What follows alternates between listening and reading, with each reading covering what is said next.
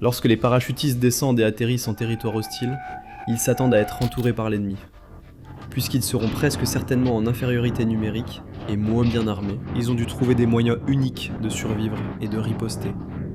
Que ce soit par des méthodes de largage folles, en emportant davantage de puissance de feu, ou simplement en prenant l'avantage psychologique avec une coupe de cheveux originale, ils ont inventé une grande variété d'outils pour accomplir leur mission.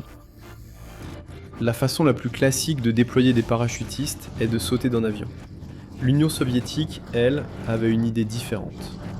Dans les années 30, l'armée rouge expérimentait la doctrine de la bataille en profondeur, ce qui signifiait des frappes rapides et profondes derrière les lignes ennemies. Et les parachutistes étaient parfaitement adaptés à cette stratégie. Il était essentiel que les parachutistes atterrissent tous ensemble et évitent la dispersion. Donc, au lieu de sauter individuellement, ils ont essayé une autre tactique. Ils volaient dans un Tupolev TB3, un bombardier converti pour le transport de troupes. Lorsqu'ils atteignaient la zone de largage, au lieu de simplement sauter par une porte, ils sortaient du fuselage et se glissaient le long de l'aile en s'agrippant à des câbles d'acier. Une fois les hommes en place, le chef de saut donnait un signal de la main et le groupe sautait, ou plus précisément, se laissait glisser depuis les ailes, déployant leur parachute en tombant.